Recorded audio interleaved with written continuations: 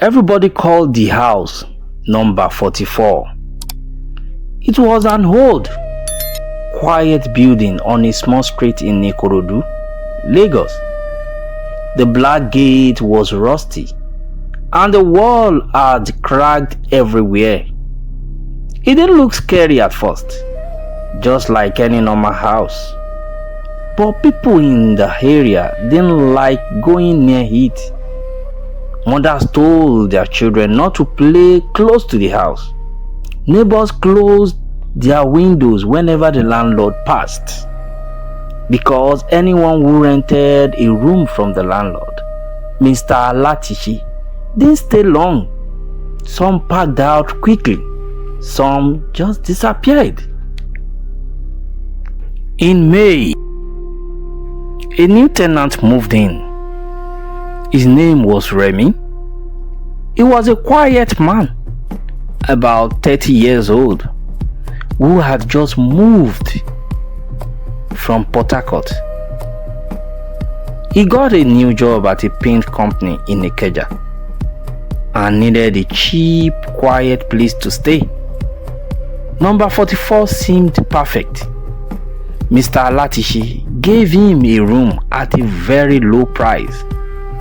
Remy couldn't believe his luck. "You are the only one here for now," the landlord said, shaking Remy's hand. His handshake was cold and his fingers were rough. "Others will come soon." He smiled, but the smile didn't look real. It didn't reach his eyes. Remy moved in on a Friday. That night, the generator ran longer than normal. It made a loud humming sound that echoed in the small compound. Around midnight, Remy woke up. He smelled something strange, like metal and something rotting. He checked his bedroom. Nothing. He opened his door and stepped outside. Everywhere was dark. Then he saw something. The back door of the landlord's room was open a little. A candle was burning inside. A shadow passed in front of the light. Then the door closed slowly. The next day, Remy asked the landlord about other tenants. "They don't stay long," Alatichi said. "Chilled roasted corn while sitting at the gate. This Lagos life, people are always moving." Remy nodded, but something felt off. He looked at the landlord's hands again. Rough hands, dirty fingers, like someone who dig the ground often. They passed. At first, nothing strange happened.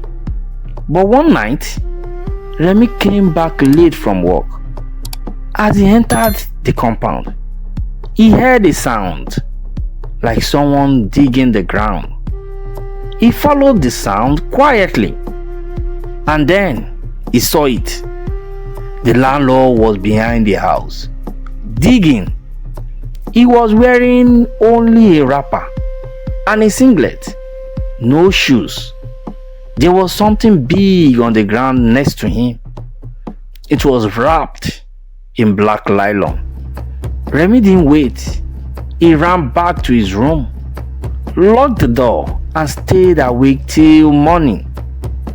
The next day, he acted normal. He greeted the landlord like nothing happened. Went to work early, but he couldn't stop thinking about what he saw. That night, he returned with a small torchlight and gloves. He waited until 2 a.m. Then he went behind the house. The soil there looked freshly dug. He started digging. After just a few minutes, his torchlight touched something. Plastic. Then a shoe. Then a human hand. Remy screamed and dropped the torchlight. Suddenly, He felt a hand on his shoulder. He turned. It was the landlord. He didn't say anything, just stared. Remy ran out of the compound. He didn't stop until he reached his friend's house.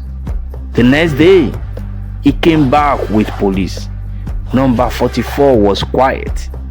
Too quiet. The front door was open. No sign of the landlord. But when police dig the backyard, they found 3 dead bodies. One looked fresh. The other 2 were already rotting. They were former tenants, men and women, all young, and nobody had noticed anything. The story spread all over Ikorodu. Newspapers shouted, "Killer landlord escapes." Police searched everywhere, but Alatishi was gone. Some people said he used charm to disappear. Others said he was never human to begin with. Remy left Lagos after that, changed his job, changed his phone number, but sometimes he still dreams. He's back at number 44, digging, and the landlord is behind him, watching and smiling. The landlord who buried tenants. Thank you.